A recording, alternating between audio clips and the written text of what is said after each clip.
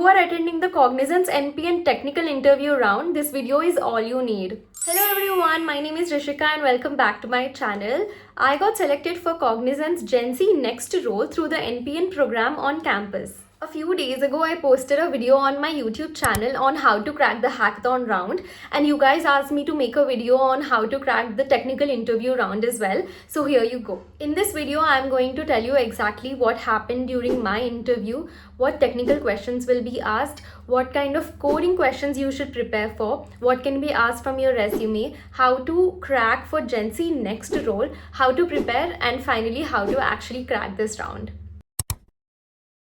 First, let me quickly explain how my interview was conducted. On the interview day, we went to college and everyone was given a specific panel and a time slot. When my time slot has come, I went and there were two interviewers sitting with their laptops. I also had to take my laptop with me because even though the interview was face-to-face, we still had to connect a meeting through the Superset portal because the entire interview will be recorded. Also guys, make sure that your laptop is fully charged. Your interview can go up to 45 minutes or more. In my batch, some of the students had their laptops shut down during the interview or at the end of their interview because of the low battery. So they had to take the interview all over again, which can be such a mess. So please do not take this risk and make sure that your laptops are fully charged.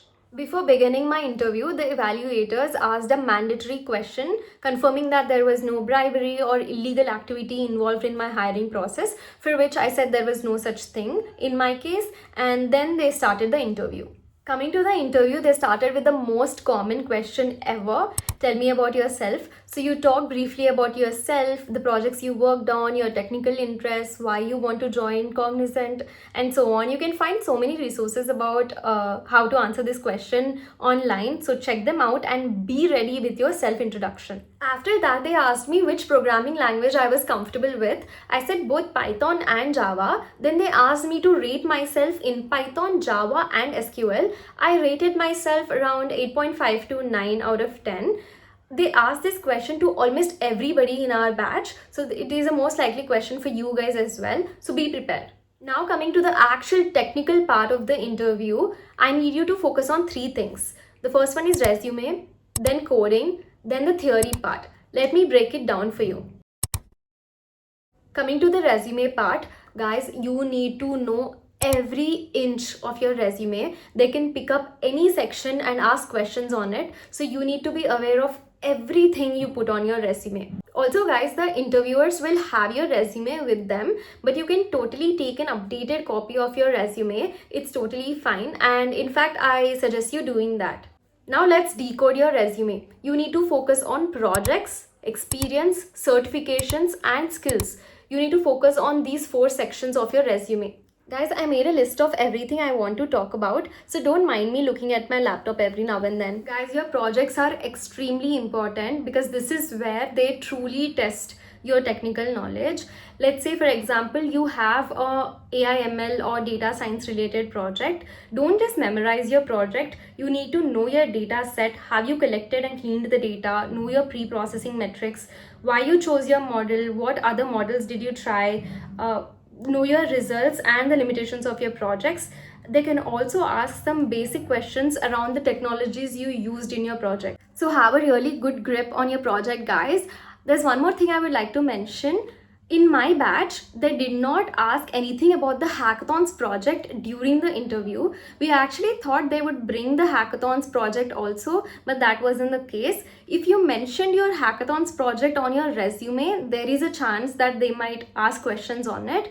Otherwise, I wouldn't spend so much time preparing for it. Anyways, you've already learned everything about it, so spend like 10 to 15 minutes to brush up and revise the project. I think that's enough. Coming to the certification part, if you have mentioned any certification on your resume, guys, be prepared for answering questions from it. For example, I had mentioned the Microsoft AI Azure Fundamentals certification on my resume, and they asked me so many questions around them. So no matter what certification you have, make sure to revise them because they will definitely ask questions. Coming to the experience and skills part of your resume, in experience, if you have mentioned any internship, they might ask you questions about your internship.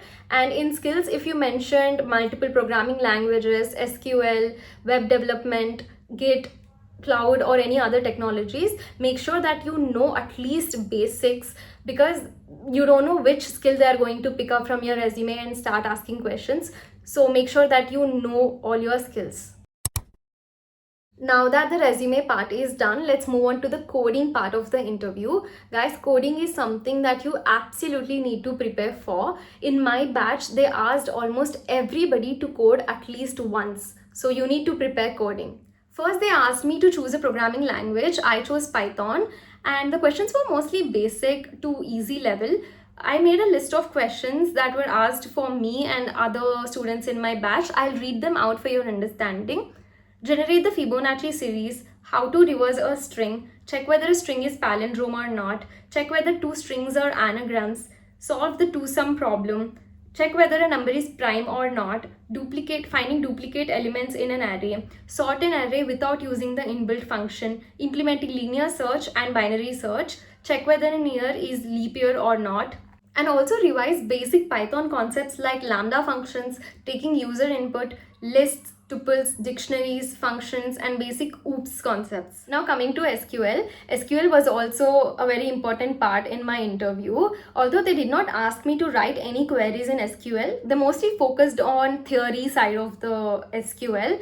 But so many of my friends did get SQL coding questions, and I'll read the most common ones for you, like how to create a table and inserting, updating, deleting the data from the table, find the second highest salary or find the nth highest salary, finding duplicate records, write a query using left join or right join, what is the difference between where and having clause, how does group by work, what is subquery, what is the difference between union and union all, etc. They also focused a lot on scenario-based questions for SQL.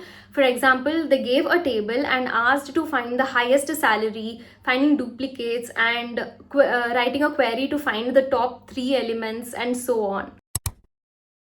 Now coming to the theory part of the interview, along with coding, they also focused on theory questions based on the resume.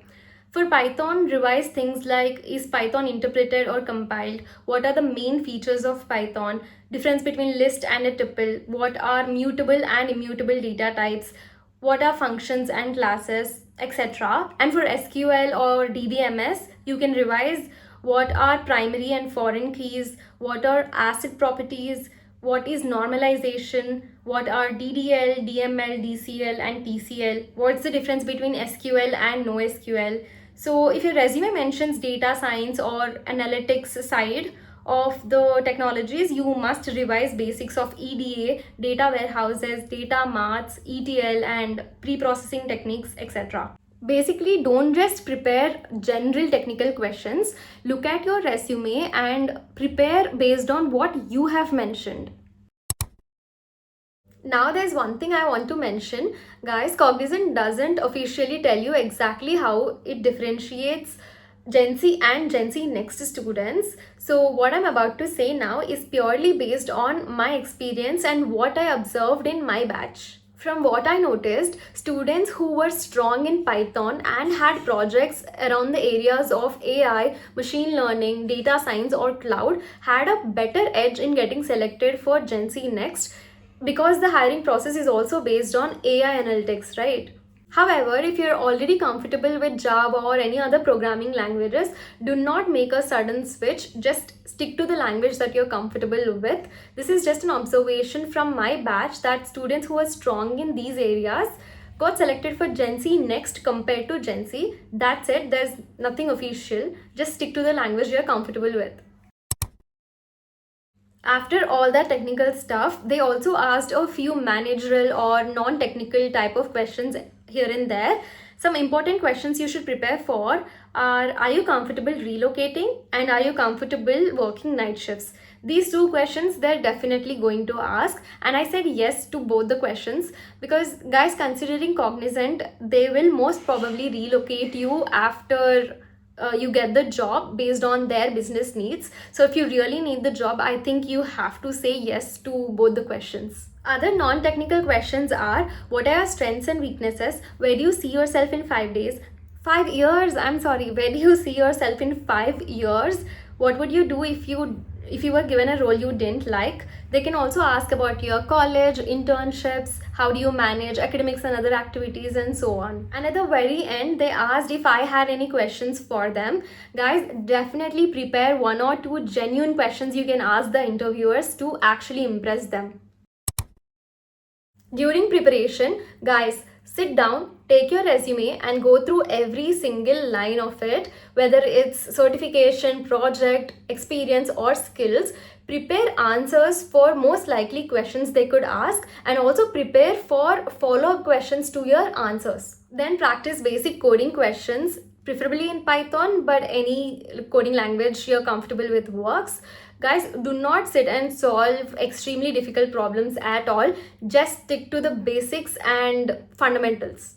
For coding, you can use resources like PrepInsta's top 100 coding questions or Geeks for Geeks basic interview questions. Coming to SQL, you can use PrepInsta again. And if you want to practice, check out SQL Zoo.